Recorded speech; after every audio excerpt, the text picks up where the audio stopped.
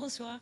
Le premier sommet donc africain consacré à l'intelligence artificielle. Le continent en a rêvé, vous l'avez fait, Amal El Fallah. Il en fallait un. L'Afrique doit avoir son mot à dire aussi dans cette technologie. Tout à fait. Nous organisons du 3 au 5 juin sur le campus de Rabat, l'université Mohamed VI Polytechnique, un forum de haut niveau, inédit sur le continent, dédié à l'intelligence artificielle.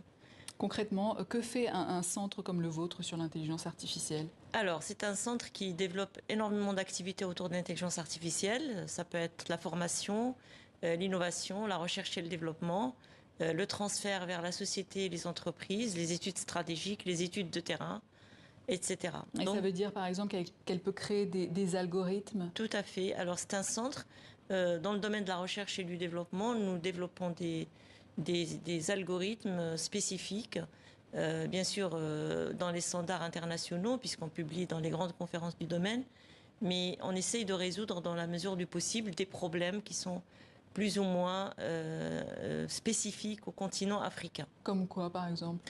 Comme par exemple le traitement de certaines langues qui sont, avec l'IA générative, les Large Language Models qui sont utilisés aujourd'hui pour des langues très développées comme le français et l'anglais.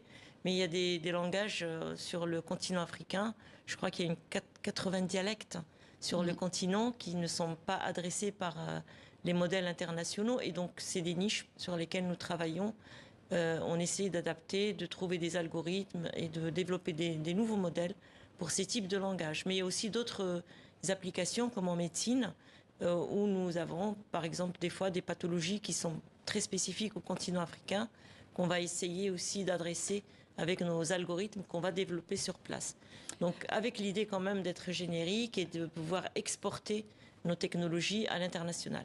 Alors votre centre AI Movement, c'est comme ça qu'il s'appelle, est de catégorie 2 de l'UNESCO. Qu'est-ce que ça veut dire concrètement de catégorie 2? Alors un centre de catégorie 2 de l'UNESCO, c'est un centre qui a reçu un label d'excellence par 193 États membres lors de la conférence générale de l'UNESCO.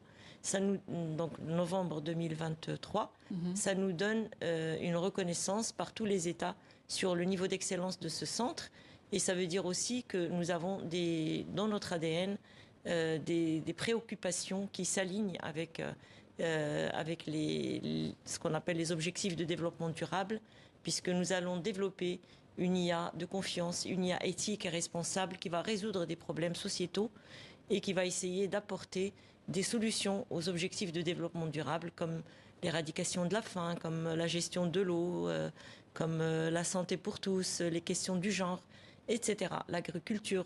Alors, vous savez, il y a 17 ODD, Objectifs de développement durable, et on compte à peu près 79% de ces ODD qui peuvent être atteints grâce à l'intelligence artificielle. Alors, qu'est-ce qui nous attend lors de ce sommet qui va se dérouler donc dans les locaux de votre centre? Oui, alors ça va être un feu d'artifice.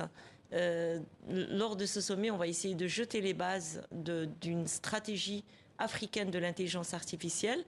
Nous allons discuter avec tous les acteurs qui sont concernés par l'intelligence artificielle sur le continent, mais aussi au niveau international, puisque pendant ce sommet, nous accueillons à peu près, au jour d'aujourd'hui, nous avons des confirmations de 28 pays qui vont être représentés dans ce sommet. Alors, 28 pays, dont 15 pays africains, qui vont et toutes les grandes institutions mondiales qui travaillent sur l'intelligence artificielle, que ce soit les Nations Unies, l'UNESCO, l'Union africaine, mais aussi tous les centres de catégorie 2 de l'UNESCO à travers la planète qui vont se réunir lors de ce forum. Et donc on sait que l'intelligence artificielle est un terrain de rivalité. Est-ce que c'est votre hub qui va monter les stratégies d'intelligence artificielle on veut être au niveau des États même? On veut être un hub régional qui s'appuie aussi sur des collaborations nationales et internationales pour proposer une stratégie pour l'Afrique. Et donc l'objectif de ce sommet, c'est d'abord de jeter les bases, de faire entendre une troisième voix au niveau global pour des collaborations multilatérales, pour dire qu'il y a la possibilité d'avoir une IA africaine qui pèse